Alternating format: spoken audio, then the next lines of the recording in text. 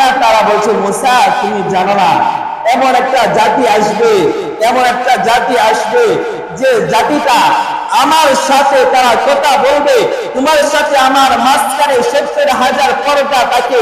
আর আমার এমন একটা জাতি আসবে যে জাতির মাঝখানে যখন আমার সাথে ওই জাতি কথা বলবে, ওই জাতি এবং আমি আল্লাহর কাছে কোনো পর্দা থাকবে না। মুসা বললেন ওই জাতিটা কেনা, ওই জাতিটা কোন জাতি? কোন জাতির সাথে আপনি কথা বলবেন যে কথার মাধ্যমে কোনো পর্দা থাকবে না? আল্লাহ তাআলা বললেন ওই জাতিটা হলো আখিরি উম্মত। সুবহানাল্লাহ। আমরা মুসা একজন নবী হয়ে যখন আল্লাহর সাথে কথা বলতেন তুর পাহাড়ে, তাহলে আল্লাহ এবং মুসার মাঝখানে কত হাজার পর্দা থাকতো? ৭০,০০০ পর্দা থাকতো। আর আমরা যখন মালিকের সাথে কথা বলি, ওই মাঝখানে মালিক এবং আমাদের মাঝখানে একটুকু পর্দা থাকে না, পর্দা ছাড়া আমরা কথা বলি। সুবহানাল্লাহ। আল্লাহ নবী যখন পৃথিবী থেকে চলে যান, যেদিন চলে যাবেন, আল্লাহ নবীর শেষ বাক্য কথা ছিলেন আসসালাত আসসালাত আসসালাত। শেষ বাক্য কি ছিলেন? সালাত, নামাজ নামাজ নামাজ।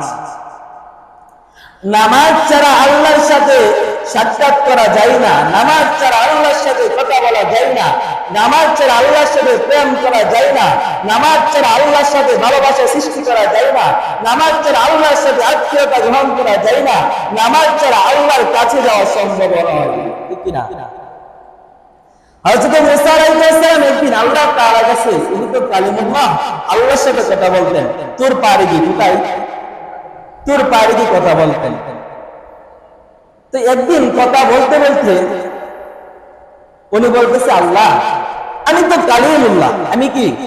আমি তো আপনার সাথে কথা বলার রাজা, আমি তো শুধু আপনার সাথে কথা বলি। পৃথিবীতে যত নবী রাসূল এসেছে, নবী রাসূলদের ভিতরে সবচেয়ে বেশি তোমার সাথে আমি কথা বেশি বলেছি। কি কথা বেশি বলেছে? মুসা। কে? মুসা আলাইহিস সালাম। ওনার নামই ছিলেন মুসা কালিমুল্লাহ, আল্লাহর সাথে কথা বলা প্রেম ছিলেন তার। তো উনি একদিন কথা বলতে বলতে একদিন বলে ফেললেন আল্লাহ